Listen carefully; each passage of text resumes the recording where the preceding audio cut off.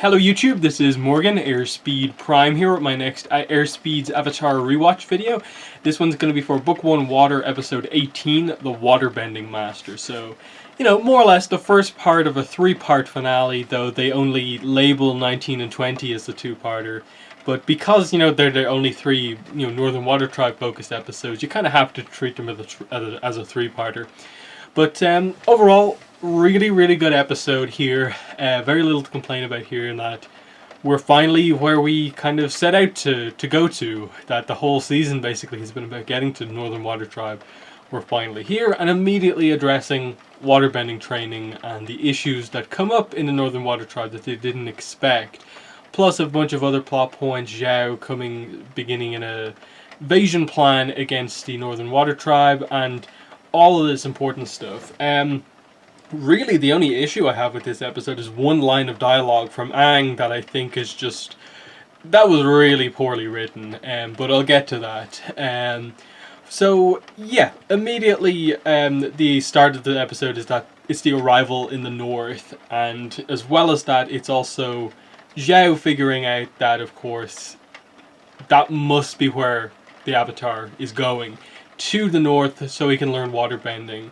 And it makes sense that he builds up a massive force now with his new position that he's recently got and just invades the Northern Water Tribe for the first time in the war, captures the Avatar and takes out one of the holdouts for so many years within the war, being the Northern Water Tribe. He's trying to basically two birds, one stone here. And so what Zhao does in this episode is very clever in terms of his rivalry with Zuko, in that he uses his position and basically gets every single ship he wants that is Fire Nation under his command, and that includes Zuko's troop. And Zuko can't do anything against it because Zhao can just say, I need them for the war effort, and no one's going to disagree with him. Basically, the only one he can't order to come with him is Zuko, because Zuko's banished. And I suppose Iroh, because technically Iroh's retired as such, so he can't really force him to join him. But it's interesting that Zhao does actually want Iroh on his team as part of his, to be an advisor for him. Which isn't revealed until the next episode, that it's because of Iroh's connection to the spirit world and the spirits, and Zhao basically getting information on the spirits in terms of how he's properly going to take out the waterbenders in the north. But this is a notable moment for Zuko because it puts him at this incredibly low point on his journey where he just has no support now. His crew, which he has got the loyalty of, has just been taken away from him, and there's nothing he can do. And it's not that the crew have betrayed him, they just have to follow orders. Zhao is against him, and Zuko just doesn't have enough, political power to keep anyone next to him apart from Iroh. And it's made worse by the fact that Zhao basically goes even further than that. He's basically ruined Zuko's whole plan and goal, his destiny. But it goes as far as to hire the pirates to basically assassinate Zuko and completely take him out. So, it's a very clever episode from Zhao in terms of his maneuverings, and it's kind of what makes him such a notable villain, even if he's maybe not the most powerful in a one-on-one fight. But we see Zuko get blown up here. Of course, by the end of the episode, it's revealed that he survived, and Iroh is basically, kind of hiding Zuko on the ship, and basically Zuko's riding with the invasion force up to the north, and it's going to be this kind of sudden secret attempt to capture the Avatar, kind of basically a last chance almost. On the other side of the episode, we have obviously the arrival of the Northern Water Tribe. Chief Arnook, the leader of the north, basically is perfectly happy to have them all there. He talks about how the sister tribe of the south, and then they're always happy to have the Avatar there. And immediately they set up that Pakku, who's clearly the Waterbending Master up here, he is going to train Aang. And it's immediately a problem because he doesn't train girls, and it's just a part of the culture of the Northern Water Tribe that women do not become basically combat-focused waterbenders. They learn healing. They don't learn combat waterbending, and that's exactly what Katara wants to learn. So it immediately creates this issue of just this idea of kind of going forward, or how different cultures, different places, cultures work, and these kind of specific rules that they have here. And I think throughout the episode they explore this really well with the connection to the past, mainly as we get here through Katara and the necklace, the reveal of kind of all the stuff with the necklace, that it is, of course, was passed on to her by her grandmother and her mother, but it originally comes from Pakku, because Pakku was engaged to marry Gran Kana, who originally is from the Northern Water Tribe.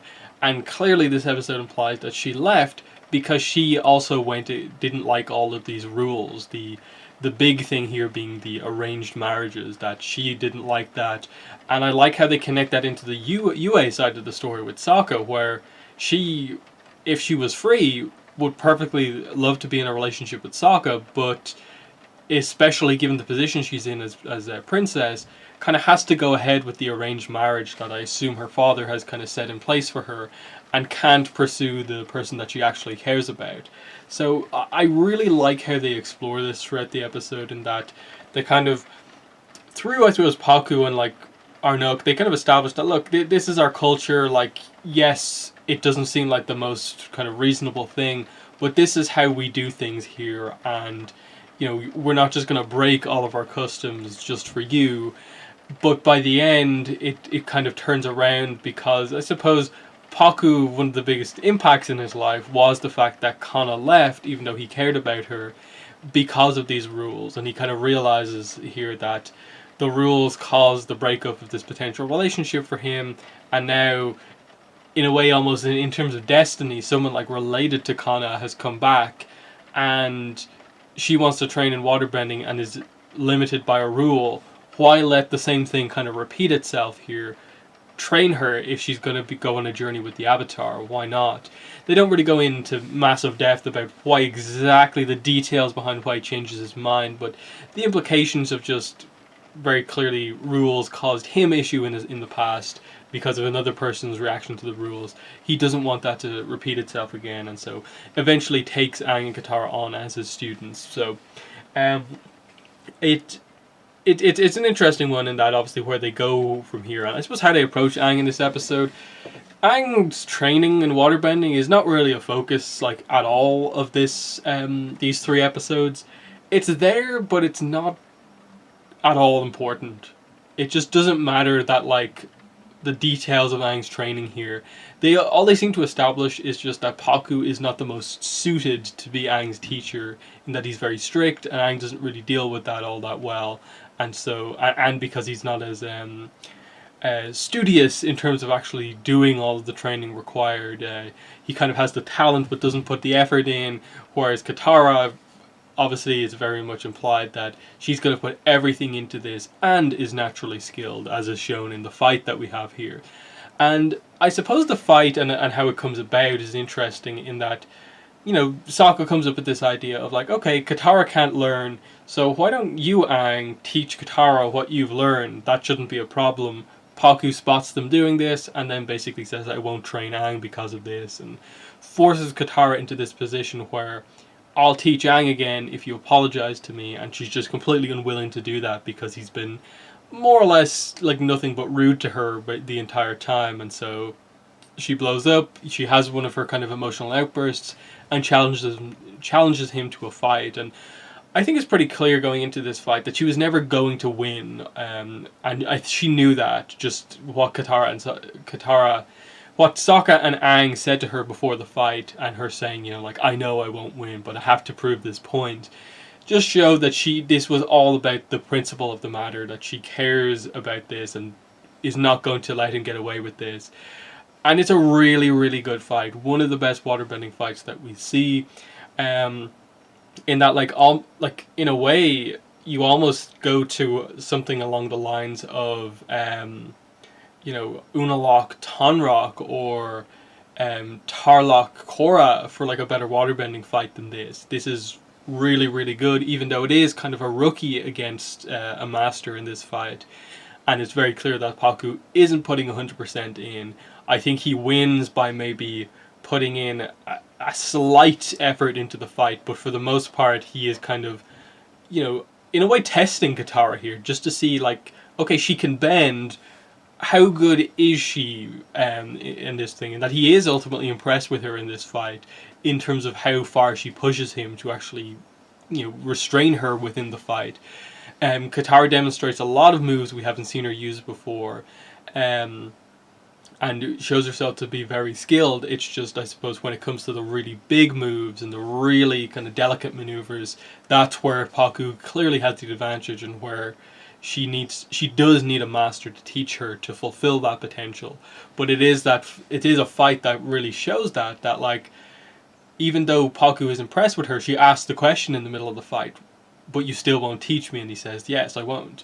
And I really think I think that's a nice dynamic in the fight, in that you think it's very aggressive and they're both trying to hurt each other because they're annoyed at each other, but fundamentally it is this just, I want to prove myself in this fight. And I think the calmness of Katara in that moment of just asking the question and her still continuing on to further prove herself really kind of highlighted a good aspect of Katara's character, in that yes, she can often be controlled by her emotions, but it's not to the point where she just becomes like uncontrollable or anything like that.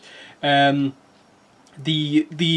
one line of dialogue that I said it was a big criticism I had with this episode is just Aang basically speaking to Pakku, basically saying, I'm happy to learn from you. My friend and I are so excited. We're going to take a couple of days rest before we start. And I was just like, who wrote that line? Who on earth wrote that line? Because that is just honestly stupid. Like, I don't get why on earth they felt that was a valid line to have in the series. Like, I get it, you've now arrived at your destination, but really? You want to take a couple of days of rest when you're quickly running out of days until the comet comes and you have multiple elements to learn? You're not going to want to start right now? Like, I always bring this up. The way I don't feel about this is that I don't feel that what they needed, all of the characters, Aang, Katara, Sokka, I don't feel they needed all of them at every single point, every line they say to be rushed. But there comes a point where it's just like, really, Aang, you want to relax for a couple of days when you have a time limit. What are we doing here? You're the Avatar, and you're the one who's basically going to suffer most from this time crunch, and you want to relax for a couple of days. It's just like, okay, book one, you have your problems. Even right at the end, you still have your problems. Even though you're here in the Water Tribe, you're still frustrating me with this. But it is just one line of dialogue. It's not that big of an issue, but just really. The other thing, obviously, the UA plot with Sokka. It's quick, it's to the point, but it is a pretty solid relationship. It ends up, I think, being perhaps a slightly overrated relationship, just because we really don't get to know the relationship between the two of them all that much. And I suppose it's in part maybe why they haven't used UA as much as maybe people have wanted them to use UA going forward, in that it is just like the stuff here and then a little bit in the remaining few episodes in terms of Sokka being put in charge of protecting her and what happens. I get the connection that they have, but it is very, very quick and to the point. What happens in here is just like he sees her, immediately falls for her, and then they have a few like little awkward kind of dialogue moment where I think she sort of is kind of charmed by him, by how kind of silly he is at times. And, it ends up being like a thing where you really feel for Sokka, because he's just being given so many like mixed signals by UA, and just like, okay, yeah, we'll meet over here for this date. She shows up and it's just like runs away immediately, and he's just like, what? And then like they have another meeting and it's just like, kiss, but I'm in an arranged marriage, and just like, okay, Sokka. But I think the use of like having UA over here, basically what Katara says to Pakku to basically, I think, turn him around, that my grandmother hated the rules here too, that's why she left. She was in an arranged marriage, and that hitting UA, who's experiencing that exact same thing right now, and what happened to her, she runs off, and that's where that scene comes from. I like the writing of that because it is kind of, it's linking all the parts of the episode together through the kind of general theme of Northern Water Tribe culture not being the most kind of free. Yagoda as a character I'd like to know more about, in that she's the kind of healing expert here, and we see a little bit of that focus here as kind of Katara learns her healing. In that, you know, she ultimately becomes a master healer after this, in part because there is a time skip basically between this and the next episode, because obviously it's going to take a long time for Zhao's fleet to get to the north, and then it's going to take time for Katara and Aang to basically learn. But it's definitely like a time period where I'd like to see a little bit more about what exactly happened. Mainly with regards to like Katara's healing classes, in that she clearly continues to take healing classes, in that I don't think she could master it with just one. So Katara technically was doing like double training with learning the combat waterbending from Pakku, but also the healing from Yagoda.